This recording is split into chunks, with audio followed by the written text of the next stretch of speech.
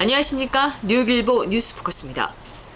오늘 뉴스포커스는 아시안 아메리칸 자문위원회 목사협의회가 첫 번째로 가진 마약과 범죄 예방 세미나를 준비했습니다. 이 세미나는 뉴욕시경의 마약 전담반과 퀸즈 경찰청 범죄 예방 담당자가 나서 마약과 범죄로부터 자신과 가정을 지키는 방법을 전했는데요.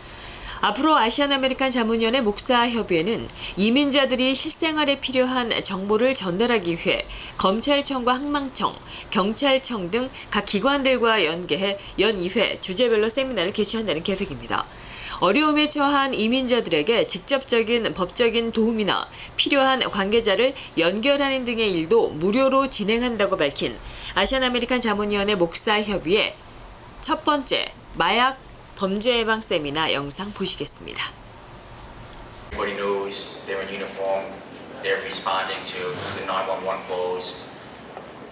We're the guys that conduct investigations. We're not wearing uniforms. We go in, we look for the drug dealers, we look for the problem people in your community. My sergeant and detectives are out there every night looking for the drug dealers, but our best cases, our best chance of success is when working with members of the community. Any information that we get sent is confidential. The best way to reach us is by email. We all have our own department emails. The more information, the better. Even if you have suspicions, you can let us know. We can discuss things over the phone, over email. If you know that there's drug dealing going on, let us know where, let us know the times, any license plates, any information that you can give us. We will work with the information, we'll work with you, do everything confidentially, and try to remove the people that are dealing from the area. I see a lengthy list of speakers coming up behind me, so I don't want to take up any more time. Myself, the sergeant, the detective, will be here for the duration of this event. We'll give you our email addresses, we'll give you our phone numbers, whatever information you want, we'll give it to these gentlemen to put up on the website. And like I said, with your help, we've had a lot of success in the past, and I'm sure with organizations like this and meetings like this, getting out the information on what we do, we'll have a lot more success going forward, I hope. Thank you. And many times as clergy people, as clergy members, you're going to hear probably complaints from parents, possibly that my son or daughter is staying out very late. They're out to 5 or 6 o'clock in the morning. They also are not acting like themselves anymore. They're not interested in things that they were interested in the past, normal activities. They're not interested in family functions anymore. They don't enjoy going out with their old friends. These are all signs that possibly that young person may be involved in drug use. They have new friends that don't seem to be, doing good things. So these are things that are warning signs for parents. It's important that we, as parents and clergy members, are aware of our children's habits, and when they change, it's always a warning sign. Some things you can advise parents to do is to try to narrow down where they may be at night, or look at their license plate numbers that cars maybe come by the house, things of that sort, so that can help us in investigations. Maybe someone is, the common method of selling drugs today is by car, by cell phone. There's no particular place anymore where drug deals are set. It could be anywhere. And we can stress to our parents that we're not looking to get the young person into trouble. What we're looking to do is to get the person who's selling and distributing narcotics to the community, that we want to get them, and to make sure that they don't spread, this terrible activity. One of our popular programs just ended. It's a free summer camp. I think you have the flyer in your handout. It's called the Youth Police Academy. It's 6 weeks. It's usually from the beginning of July to about the second week of August. It's for the ages 10 through 16, and we do presentations with them. like anti-bullying presentations. We do internet safety. We talk about drugs. We have someone from the police academy come and teach them CPR. We take them on a trip once a week. We also, throughout the year, we do presentations. So if you're having a big youth event at any of your churches, we'll be more than happy to come out to speak to the kids about, like I said before, internet safety, anti-bullying, drugs. For younger kids, we do stranger danger. Also, we have another program throughout the school year. It's the NYPD Explorers program. The ages for the Explorers are 14 to 21. Each local precinct throughout the city, they have an Explorers post. So if any of your kids or any youth that attend any of your churches, if they're interested in the program, they could go to the 109 precinct and ask for the Explorers coordinator, and they could fill out an application, and they'll be able to let them know more about the program. They basically volunteer. They do graffiti cleanups for businesses.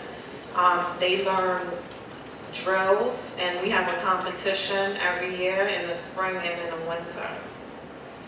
And one of our partners that we work closely with is the Police Athletic League. We do Cops and Kids sports, so we do basketball, we have flag football, and softball throughout the year. And there's also PAL centers where the kids, they have after school programs. There's always a police officer dropping by, visiting. During the summer, we have the play streets. The same thing, they close the streets down for the kids to play, and there's always an officer coming by to visit. For this area, I'll just go into a couple of programs we do lecture on regarding auto safety and identity theft. The most important thing with your vehicles is not to leave any personal property. Even if it's some trivial piece of property, if someone sees something in your car, they're going to want it. The other thing is to make sure all the doors on your car are locked. Regarding identity theft, it is one of the largest growing crimes in the country. Usually when you find out, the crime has already occurred. Someone has already stolen your identity.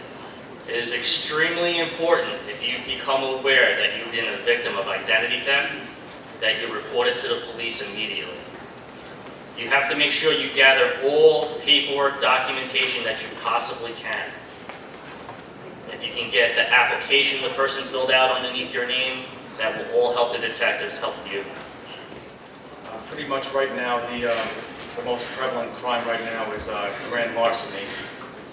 The most best information I can give to you right now is if you're at a restaurant eating, like such as here, or you're just out anywhere doing business, never put down your property and leave it unattended and out of your sight. Thank you. And the other prevalent issue we have right now is pickpockets. More so if you go into a crowded area, make sure you have all your belongings in your front pocket or you're holding on tight to it and you keep it in sight, because if you go into a large crowd, you know, someone will bump into you and then steal your property right off of your body. Okay, and then as the previous lieutenant and sergeant did speak about, and also the captain did speak about information, that's big on how we can help here. So for the 109, we have 2 programs. I gave handouts to everybody on the top sheet. It's called Idea Scale. If you log on to that and register into that program, we receive information, local, you know, to businesses and residences. And if you put down a concern that you have, it goes directly to our commanding officer.